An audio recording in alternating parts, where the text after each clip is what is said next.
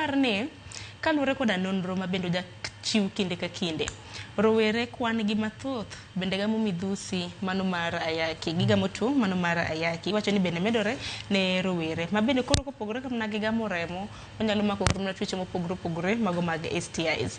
Lakini jabuya paro mano ma disum ne janyuol ahinya mar loso gi nyithiwa.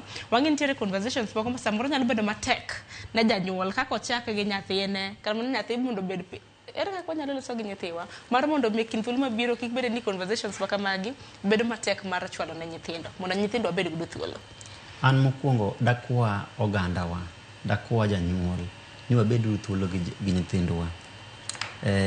Nyathi kiketo thuolo to yot mondo iwuo kode, yot mondo irie nyathini sama pod otin kapok ochako tegno, nikech gisani gi lony ma wan go sani inyalo wacho ni nyathini ok nyal ng'e gik mang'eny, but kuonde ma ging'e gigi ok ing'eyo, nikech nyithindo gi interact gi jomoko, nyithindo magin jowetegi magin gi skul, osiepene be ma ok ing'eyo, to gi alwora ma wadaki, alwora wa duto. Koro gima dagomb wacho ne jonyuol mokwongo, nyathini in iminyuole, nyathi is your responsibility. Ng'eni sani wach moro mano wach ni ok chwad nyithindo skul cha, nomiyo ni koro responsibility mari to nyathi owene ng'ata ng'ata. Majority mare okete kuom ng'ama janyuol.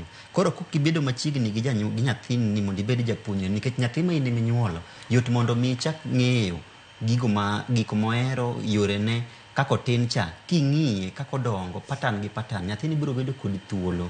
Onge sama nyathini biro bet ka pandi kiseketo nyathini thuolo. Sani piny olokore joka nyanam. Nyaka koro sani wang'i yore mwadhi chako dongo gi nyithiwa gi, kaka wadhi chako dak gi nyithindo, nikech onge chieng' ma wabro dok chien e last cultural kaka ne gik moko ginene.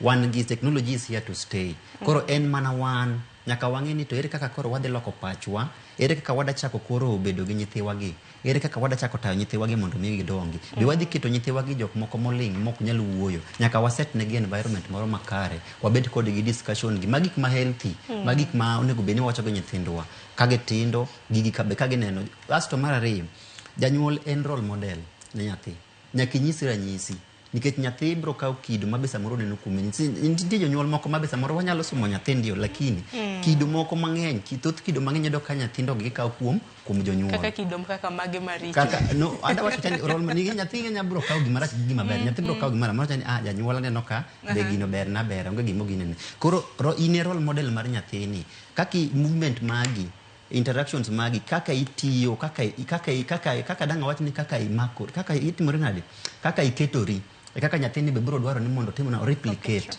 To dwani mondo replicate to kete yo makare. Nyithindo ng'ine dwaro ga ni mondo gitimo ga gima janyuol timo cha. Koro nyiso ni wambe timowa kaka jonyuol. Amba simo wang' jonyuol ni timbewa be wakete tim. Iwacho ni timbewa. Koro jonyuol koro medo mana soko wange. Samoro kapoko ka yu matin Joan ko tende kod beda good role model, bedo janyuol mantiere koda kido maber kamuna ranyisi ma nyathi nyalo kopo. To no wach nang'o? Nikech wang'e no kiny makawuono nitiere mana jonyuol moko ma en ya